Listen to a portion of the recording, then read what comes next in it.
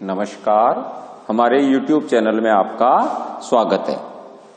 आज हम theory of machine में बेल्ट ड्राइव में बेल्ट की टोटल लेंथ कितनी होती है, कैसे इसको कैलकुलेट करते हैं, ये हम समझेंगे। देखिए, मेरे प्रीवियस लेक्चर्स में जिनके वीडियो लिंक मैंने मेरे डिस्क्रिप्शन बॉक्स में दिए हुए हैं, उन्हें आप जरूर देखें ताकि ये लेक्चर आपको अच्छे से समझ में आ सके। तो उनमें मैंने आपको बताया था कि बेल्ट ड्राइव क्या होती है, flat belt, we belt, open, cross, ये सभी चीजें हम डिस्कस कर चुके हैं। तो जब भी हम मशीन के लिए पुली सेट मार्केट से खरीद के लाते हैं, हाँ, या हमारी डिजाइन के हिसाब से हम मैन्युफैक्चर करवाते हैं, तो हमें पुली के बारे में या पूरे पुली बेल्ट सिस्टम के बारे में हमें क्या सूचना या क्या इंफॉर्मेशन हमें मालूम होती है। हमें जो मालूम होता है वो होता है दोनों पुलीज यानी ड्राइवर और ड्रिवन पुली का रेडियस या ये व्यास मालूम होता है। साथ ही साथ इनके सेंटर्स के बीच की डिस्टेंस क्या है, यानी C, the distance between the centres of the pulley 1 and 2। ये तीन चीजें हमें मालूम होती हैं। ठीक है, तो अब जब हमने मार्केट से ये सिस्टम, पुली का सिस्टम खरीद लिया और इसको मशीन के ऊपर सी डिस्टेंस पर पुलीज लगा दी, जैसा इस चित्र में दिखाया है। देखिए, पहले तो ये चित्र मैंने आधा बनाया है इसके ऊपर का, ठीक ऐसा कैसा ही नीचे होगा, ऐसे पुली पूरी होगी, ये वाली पूरी पूरी होगी और ये इस तरह से होगा। कौन सा बेल्ट है ये? Cross belt, sorry, open belt जो है व्यवस्था है ये। तो ओपन बेल्ट में मैंने आधा चित्र बनाया है। अपने को कैलकुलेट करनी है बेल्ट की लंबाई, तो ये जो लंबाई है इसका जस्ट डबल कर दिया जाए तो टोटल बेल्ट लेंथ आ जाएगी, इसलिए मैंने आधा ही चित्र बनाया है। ठीक है, अब हम चर्चा कर रहे थे कि ये हम मार्केट से पूरा सेट खरीद के लाए हैं, हमने इसको शाफ्ट पर माउंट कर दिया है, जो भी डिजायर्ड लेंथ थी, सेंटर बिटवीन द डिस्टेंस थी, उस पर हमने इन पुलिस को माउंट कर दिया। अब सवाल ये उठता है कि ये बेल्ट की लंबाई कितनी होनी चाहिए। तो बेल्ट किस लेंथ की होगी, यानी मार्केट से किस लेंथ की बेल्ट लेकर आए, तो हमें मालूम होना चाहिए कि इसकी कैलकुलेशन कैसे करेंगे। क्योंकि चित्र बनाकर, ड्राइंग बनाकर टू द स्केल बिल्कुल परफेक्ट, जितनी भी, जैसे मान लेते हैं इसका व्यास 50 सेंटीमीटर है, इसका व्यास 30 सेंटीमीटर और सेंटर डिस्टेंस मान लेते हैं 90 सेंटीमीटर है, तो ऐसा बड़ा ड्राइंग बना के हम इसको नाप नहीं सकते ऐसे, तो हमें इसकी कैलकुलेशन ही करनी होगी। तो आज हम ओपन बेल्ट सिस्टम में बेल्ट की लंबाई कितनी चाहिए उसकी कैलकुलेशन यहां पर करेंगे। जैसा मैंने अभी बताया आपको, आधा चित्र मैंने बनाया है बिल्कुल सिमेट्रिकल, ऐसा कैसा नीचे की साइड में होगा। अर्थात यदि मैं इस बेल्ट के टुकड़े की लंबाई निकालूंगा, उसका डबल करूंगा तो टोटल लेंथ आ जाएगी। तो यहां पर बेल्ट कौन सी है, आधे ही बात करते हैं अभी हम। ए से बी तक, बी से सी तक और सी से डी तक, ये बेल्ट लेंथ है। तो हमें इसकी लंबाई यदि कैलकुलेट करनी है तो जो ज्ञात राशियां हमें इस सिस्टम के बारे में, जो सूचना हमें प्राप्त है, हम जिसके बारे में जानते हैं, उन्हीं के रूप में सूत्र आना चाहिए इस बेल्ट की लंबाई का। तो हम जानते क्या है कि इसकी त्रिज्या कितनी है, पुली नंबर 2 की त्रिज्या कितनी है, पुली नंबर 2 है, ये पुली नंबर 1 है, इनकी त्रिज्या कितनी है। देखिए, मैं यहां बिल्कुल नहीं बोल रहा हूं कि ड्राइवर कौन सी है और ड्रिवन कौन सी है, क्योंकि बेल्ट की लंबाई पर इस बात का फर्क नहीं पड़ेगा कि कौन सी ड्राइवर है और कौन सी ड्रिवन है। ये ड्राइवर होगी तो बेल्ट की लंबाई जो होगी वही तब होगी जब ये ड्राइवर होगी। तो जब हम बेल्ट की लंबाई कैलकुलेट करते हैं तो ये ध्यान नहीं रखते हैं कि ड्राइवर कौन है और ड्रिवन कौन है। ठीक है, तो अब देखिए, जब हमें बेल्ट की लंबाई कैलकुलेट करनी है तो इसकी जो ज्योमेट्री है, जो इसके चित्र के अनुसार जहां भी मैथमेटिक्स जिस भी प्रकार से हम इस पर लगा सकते हैं इन लंबाई को कैलकुलेट करने के लिए, तो उसी हिसाब से हम कुछ इसमें संरचना करते हैं, एक्स्ट्रा कुछ लाइनें खींचते हैं। तो बेल्ट तो कौन सी है, ए बी सी डी, तो मैंने क्या किया कि अभी ये जो लाइन है बी सी, बेसिकली बेल्ट का टुकड़ा है एक, जो यहां से यहां तक बेल्ट है उसका बीच का हिस्सा है एक, तो ये वास्तव में ये जो दो वृत्त हैं, पुल्ली के जो दो ये वृत्त या सर्किल दिख रहे हैं, इन पर ये स्पर्श रेखी है। बिंदु बी पर यहां पर स्पर्श रेखी है और बिंदु सी पर यहां पर ये स्पर्श रेखी है। अर्थात ये कोण कितना है, ये कोण कितना है, ये कोण 90 डिग्री, और ये कोण कितना है यहां से यहां तक, ये कोण है 90 डिग्री।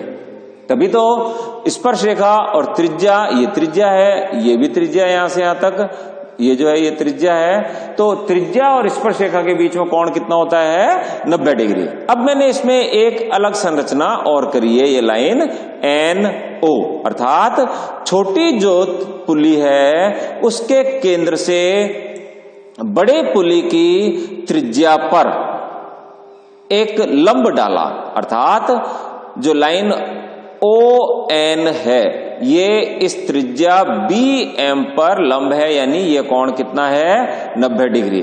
ठीक है, या दूसरे शब्दों में बोले तो ये लाइन क्या है, ये लाइन इस बेल्ट के समानांतर या पैरेलल है। यहां तक क्लियर है? ये हमने केवल कैलकुलेशन पर्पस के लिए एक संरचना या कंस्ट्रक्शन किया है। ठीक है, उससे पहले चूंकि ये पुली बड़ी है और ये पुली छोटी, तो बेल्ट यहां से बिल्कुल संपर्क में है और ये जो ऊर्ध्वाधर लाइन है इसके भी आगे तक संपर्क में रहेगी। चित्र से बिल्कुल क्लियर है क्योंकि छोटी है। तो अगर ये इसका व्यास, पुली नंबर 2 का व्यास इसके बराबर होता, तो ये जो बेल्ट का टुकड़ा BC है ये इस सेंटर लाइन के समानांतर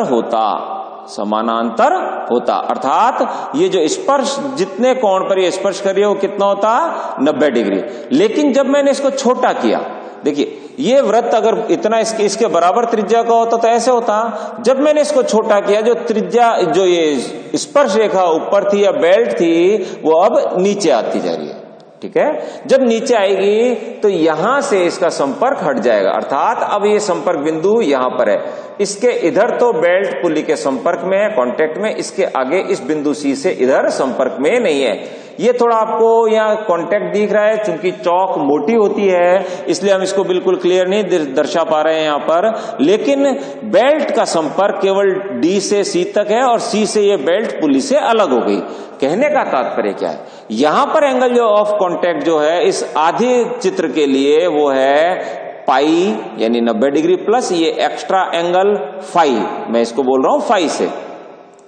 यहां पर ये एंगल ऑफ कांटेक्ट कितना है जिस पर कि ये बेल्ट संपर्क में है, ये है जो 90 डिग्री का कोण है, यानी ये ऊर्ध्वाधर है और ये क्षैतिज है, तो इससे भी थोड़ा सा कम है। कितना कम है, फाई। ये देखिए कि ये क्या चीज है, एक आयत है, एक ये आयत है। तो जितना कोण, चित्र से स्पष्ट है, जितना कोण ये होगा उतना ही कोण ये वाला होगा, अर्थात ये कोण फाई है तो ये कोण भी फाई होगा। क्लियर है चीज?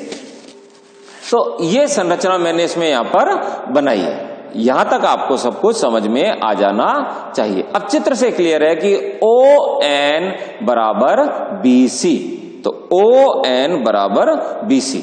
ठीक है, साथ ही साथ अब आप मुझे ये बताइए यहां से यहां तक ये डिस्टेंस कितनी है, बड़े पुली की या पुली नंबर 1 की त्रिज्या जो मैंने मानी है R1, अर्थात BM कितना है, R1, और CN, N for nest, CN कितना है, R2, यानी पुली नंबर 2 की त्रिज्या।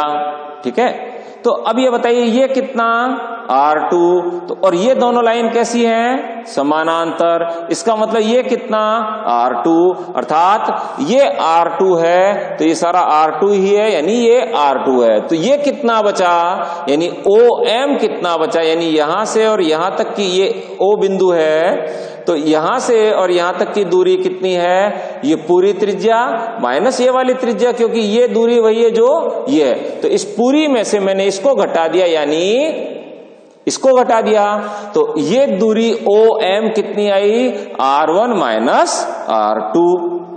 ठीक है, अब हम ये त्रिभुज देखते हैं। इन ट्राइंगल MON, ये एक त्रिभुज है। इस त्रिभुज में ये 90 डिग्री है, 90 डिग्री है। क्यों? क्योंकि ये 90 डिग्री है और इसके समानांतर मैंने ये लाइन खींची है, तो ये भी 90 डिग्री हो गया। अर्थात एक ये समकोण त्रिभुज हो गया। कौन? OMON। इसमें समकोण या 90 डिग्री कौन सा है? ये है। चित्र से बिल्कुल स्पष्ट है कि अगर ये फाई एंगल है तो ये एंगल भी कितना होगा? फाई होगा। ठीक है, तो ये जब फाई एंगल है तो इस एंगल के लिए यदि मैं त्रिकोणमिति लगाता हूं तो इस एंगल के लिए देखिए ये 90 डिग्री है, ये 90 डिग्री है इस त्रिभुज में, तो 90 डिग्री के सामने वाली लाइन क्या होती है? कर्ण या हाइपोटेनियस। और ये क्या होगा? परपेंडिकुलर, या सॉरी ये क्या होगा? बेस होगा, और ये क्या होगा? परपेंडिकुलर। इस एंगल के लिए, इस एंगल फाई के लिए ये परपेंडिकुलर या लंब, और ये बेस यानी आधार, और ये कर्ण या हाइपोटेनियस, क्योंकि ये 90 डिग्री के सामने वाली लाइन है। अब यहां से देखिए कॉस फाई, पहले हम साइन फाई देख लेते हैं कि साइन फाई बराबर क्या होता है? लंब बटे कर्ण, OM बटे MN, OM बटे MN। OM कितना था? मैंने बताया था आपको R1 माइनस R2। इस पूरी त्रिज्या में से ये छोटी वाली त्रिज्या कम कर दी तो ये यहां से लेके यहां तक दूरी बची है, तो OM हो गया R1 माइनस R2। और MN यही तो दूरी है। ये कौन सी है? सेंटर डिस्टेंस है, दोनों पुली के बीच की सेंटर की डिस्टेंस है, तो ये हो गया C। हम इसको हमेशा C से लिखेंगे। यहां तक क्लियर है? अब इसी त्रिभुज में कॉस फाई बराबर कितना? इसी त्रिभुज में देखिए, इसी त्रिभुज में कॉस फाई हम जानते हैं, कॉस बराबर क्या होता है? कॉस बराबर होता है आधार बटे कर्ण। इस त्रिभुज के लिए ये क्या है? ON क्या है? आधार, और कर्ण या विकर्ण क्या है? MN। तो ये क्या हो गया? ON divided by MN। ON क्या है? सॉरी, ON हमें निकालना है, MN क्या है? C। तो यहां से ON बराबर क्या आ गया? ON बराबर आ गया C cos फाई।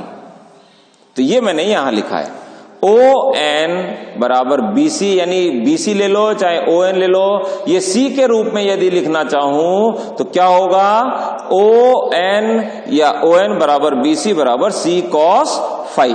तो हमें ये दो चीजें याद रखनी है कि हमने इनको कैसे निकाला है। अब हम निकालना चाहते हैं बेल्ट की लंबाई। जैसा मैंने बताया था, इसका अपन दुगना कर देंगे तो बेल्ट की लंबाई आ जाएगी।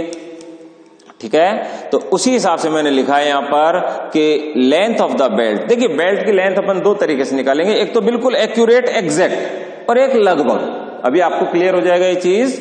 तो इसमें देखिए एग्जैक्ट लेंथ कैसे निकालेंगे? लेंथ बराबर होगा दुगना। मैंने कहा था ना इसका पूरे का दुगना करेंगे तो 2 हो गया, फिर ब्रैकेट में ये पूरी लंबाई 3 टुकड़ों में अपन लिख रहे हैं। ये जो चाप है आर्क, इसको चाप बोलते हैं, वृत्त का एक हिस्सा है परिधि का। चाप AB प्लस लंबाई BC प्लस चाप CD, तो वही मैंने यहां पर लिखा है आर्क यानी चाप AB। देखिए चाप लिखते तो ऊपर इस तरह से एक थोड़ी सी वक्राकार लाइन खींचते हैं, तो क्या हुआ?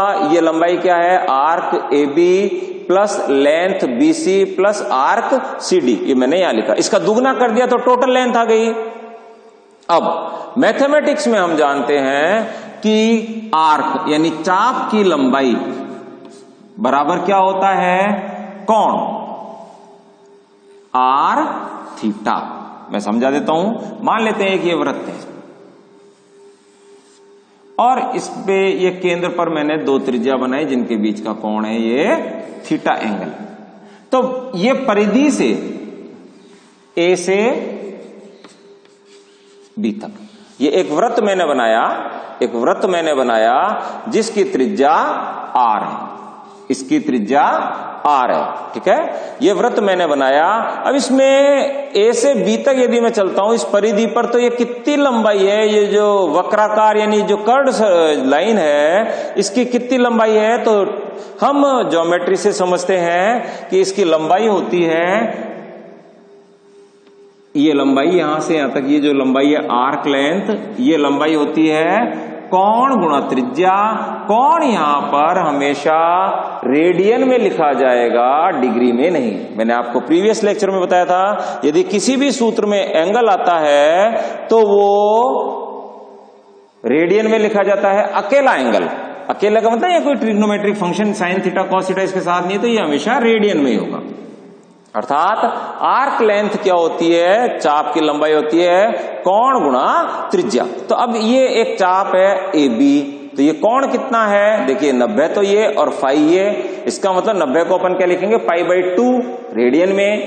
90 डिग्री का रेडियन बदलते हैं तो क्या होता है π/2 प्लस 5 इंटू इसकी त्रिज्या R1, तो वो ये आर्क लेंथ हो गई, वो मैंने यहां पर लिख दिया π/2 प्लस 5 इंटू R1, ये आर्क लेंथ हो गई। ठीक इसी प्रकार से यहां की आर्क लेंथ होगी, यहां की आर्क लेंथ क्या होगी, यहां की आर्क लेंथ होगी, ये आर्क लेंथ है तो इसके लिए कौन सा कोण है, ये पूरा कोण कितना है, यहां से यहां तक ये पूरा कोण है, यानी इस ऊर्ध्वाधर लाइन और इसके बीच का कोण कितना है 90 डिग्री। उसमें से फाई को कम करना पड़ेगा, तभी तो ये आर्क लेंथ जितना आर्क है उसका कोण आएगा।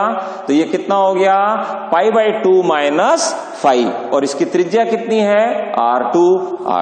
तो ये दो तो हमने लिख दी, ठीक है। अब BC, ये BC किसके बराबर है, ON के बराबर है, जो मैंने आपको बताया इस ट्राइंगल के हिसाब से cos फाई बराबर, ये सारी कैलकुलेशन अपन कर चुके हैं, उस हिसाब से BC आया C cos फाई, ये हो गया C cos फाई। यहां तक क्लियर है आपको। अब मैं इसको सरल कर सकता हूं कि जैसे देखिए π/2 R1 π/2 R2 दोनों जुड़ेंगे और इस दो को अंदर लूं तो दो कैंसिल हो जाएगा, तो यानी ये गुणा हुआ, फिर ये गुणा हुआ, तो ये बचा, ठीक है। फिर दो इससे गुणा होगा तो 2c cos फाई, क्लियर है चीज, 2c cos फाई ये यहां आ गया।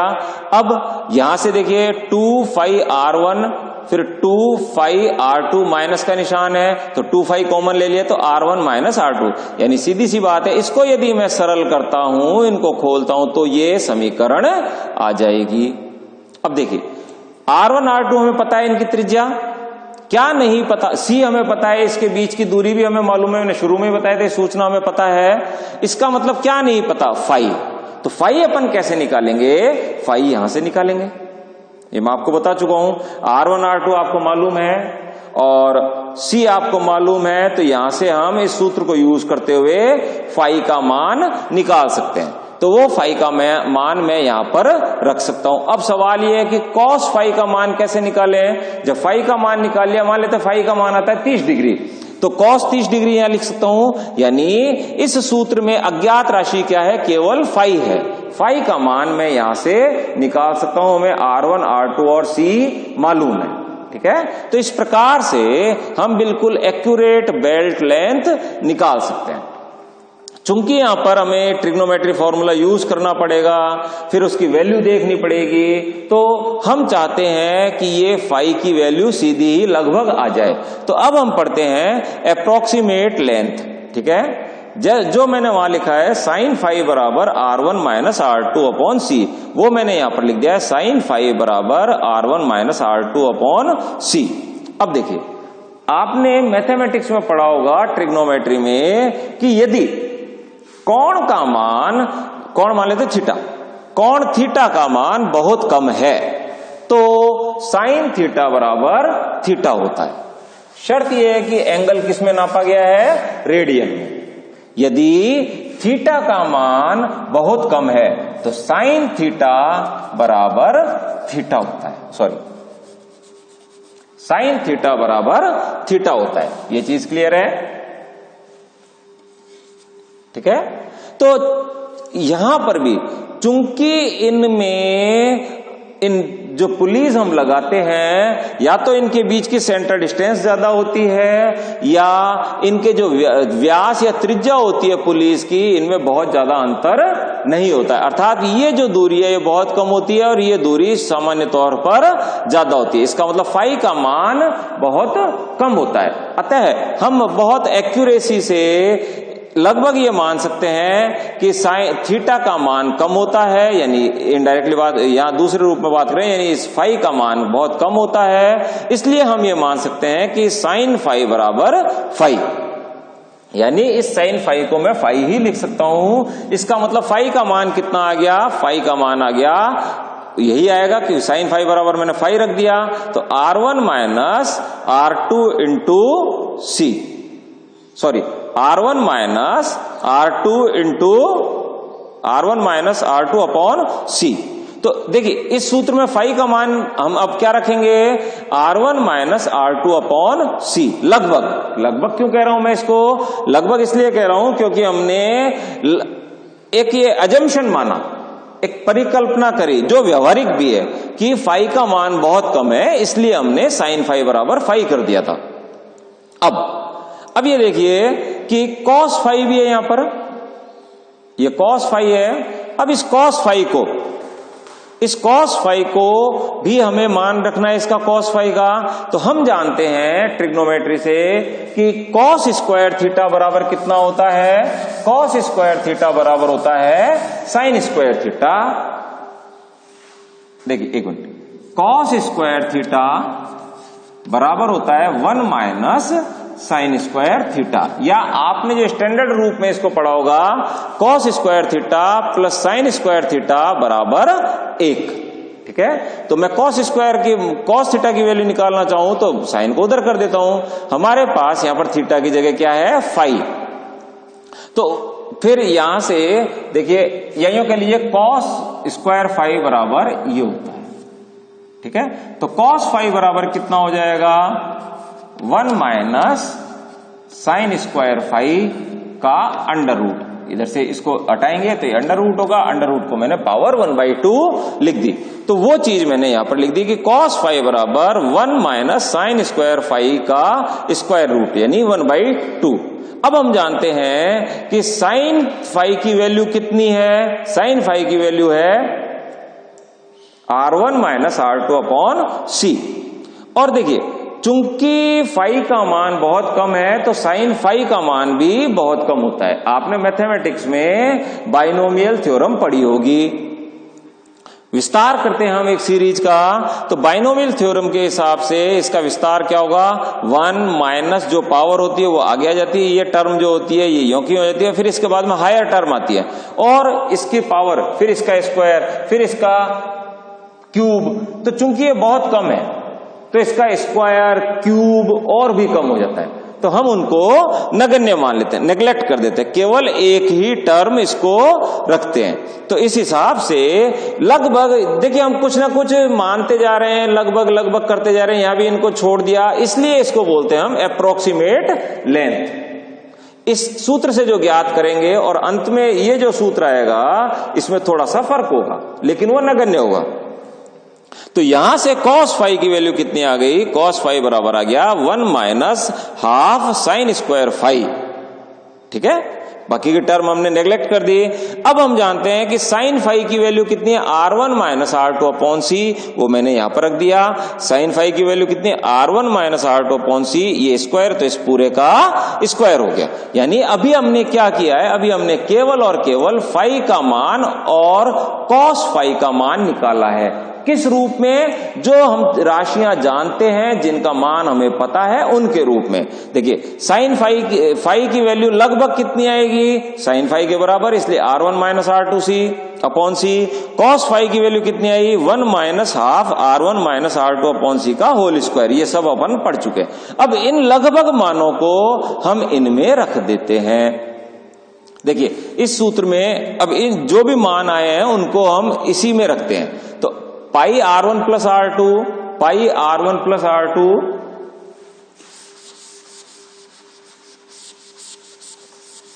पाई R1 प्लस R2 ये आ गया। फिर देखिए ये 2 फाई, तो 2 फाई का मान कितना है, फाई का मान है R1 माइनस R2 अपॉन सी, ये फाई है, ये मैंने रख दिया R1 माइनस R2 अपॉन सी। R1 माइनस R2 पहले से यहां पर है तो ये आ गया। अब 2c कॉस फाई का मान कितना है, 1 minus 1/2 R1 minus R2 upon C का होल स्क्वायर, तो मैंने यहां पर रख दिया। ठीक है, अब मैं इसको सरल करता हूं, तो देखिए ये तो यों का यों वापस आ गया। ये देखिए 2r1 माइनस r2 तो इसका पूरे का स्क्वायर हो गया क्योंकि 2 बार है, ये स्क्वायर हो गया अपॉन c। और इसको देखिए, इसको मैंने खोल लिया, 1 इंटू 2c, फिर ये 2c और इस पूरी टर्म से गुणा होगा तो 2 से 2 कट गया, ये c नीचे देखिए स्क्वायर है तो ये c स्क्वायर है, या स्क्वायर से एक c कैंसिल हो गया तो नीचे एक c बच गया, और ऊपर ये पूरा का पूरा रह गया r1 माइनस r2 का होल स्क्वायर, यानी इसको खोला हमने तो हमारे पास ये आ गया। अब यहां से और सरल करें तो क्या आएगा, पाई r1 प्लस r2, ठीक है। अब ये देखिए, ये 2 इंटू ये और ये सिंगल ये और ये बिल्कुल एक सा, यानी इसमें से इसे घटाएंगे तो एक बच जाएगा क्योंकि ये 2 है, ये यूं मान लीजिए जैसे अगर ये 2x है तो ये x है, तो यानी x बच गया, ये बच गया, ठीक है, प्लस 2c। अब कितना बच गया, ये हमारे पास ये बच गया 2c, ठीक है। अब ये कितना हो गया, 2c। तो ये हमारे पास एक सूत्र आ गया। अब देखिए इस सूत्र में कहीं भी फाई नहीं है, इस सूत्र में फाई था, हमें फाई का एक्यूरेट मान यहां से निकालना था इससे, ठीक है। अब यहां पर फाई नहीं है। अब हमें जो ज्ञात राशियां हैं उन्हीं में ये सूत्र है, r1 r2 c। तो हम सीधा यहां पर बेल्ट लेंथ निकाल सकते हैं, ठीक है, जो लगभग अप्रोक्सीमेट आएगी लेकिन फिर भी बहुत एक्यूरेट आएगी। तो आज हमने पढ़ा कि length of the belt in open belt system बिल्कुल ऐसा का ऐसा ही होगा क्रॉस बेल्ट सिस्टम, ठीक है। उसमें केवल यहां पर प्लस हो जाएगा, ठीक है, इस सूत्र में यहां पर प्लस हो जाएगा। उस डेरिवेशन को हम हमारे नेक्स्ट लेक्चर में समझेंगे। Thank you.